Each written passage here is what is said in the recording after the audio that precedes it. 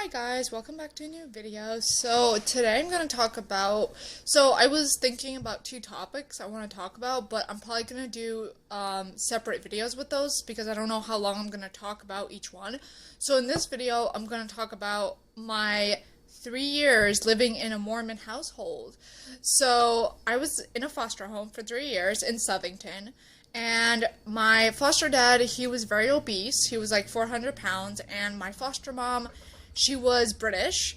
And they were not really nice parents, I will say that. They were controlling, especially the father. So his name is Stefan. Stefan was very controlling with me. He didn't allow me to have a phone, and it was very just toxic. It was very toxic. The mom, Adele, she was such a bitch, and she never liked me, so we never got to bond, and she always loved her real daughter.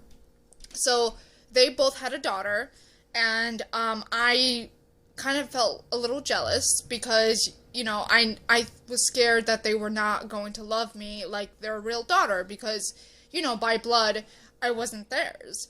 So, I was always bumping heads because of that topic. I always got jealous, and my foster parents were like, why do you have to be jealous? We both love you the same.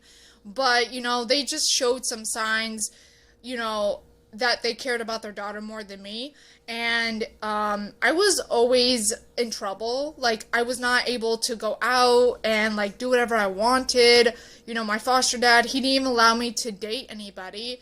And the cute thing is when I moved to my foster family, I was still in high school. So I was a junior and a senior by the time that I was with them. And after I graduated my senior year, I went to a day program for the next 2 years after I graduated high school. So that's when I actually met my person,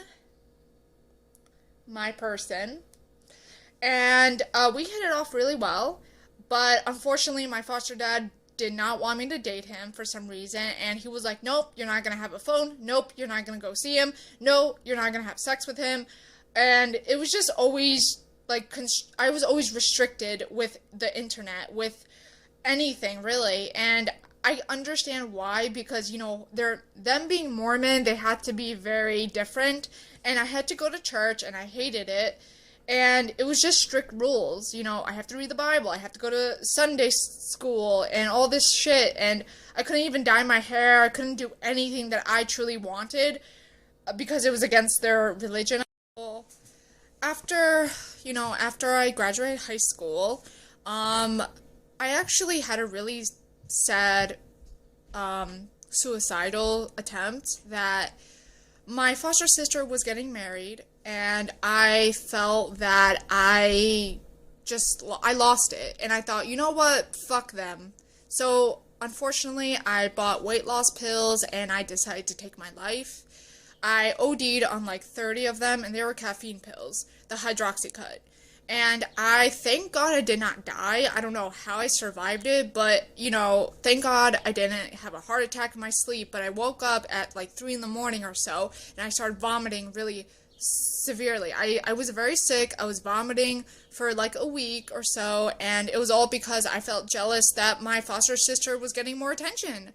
And, my family, they never found out, and I never went to the hospital because I was scared I was gonna be in a psych ward again, and I was trying to stay away from the hospitals as much as I could. But unfortunately, that was a bad turn for me, a bad turning point. But I overcame that, and then at the summertime I went to this really cool camp, and I met my best friend, Maddie. He goes by the name Maddie now. But we met each other around the same summer that I graduated high school. And that, like I said, that also is the same time where I met my person.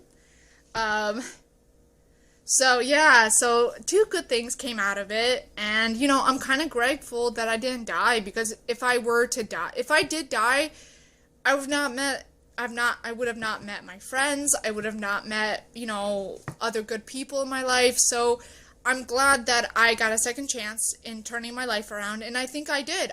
I think I definitely did turn my life around. And I'm not happy about how I used to be, but I see the difference in me now. Like, I want to live, I want to do better things, and it's okay to talk about your struggles. And I overcame my suicidal attempts. I overcame my depression in a way. I overcame my psycho thoughts. And I am better mentally, emotionally, and you know what? I'm ready to date too. I'm ready to go out and start dating people, I guess. But I don't want just anyone, guys. I just want my baby. I just want my soulmate. So, thanks.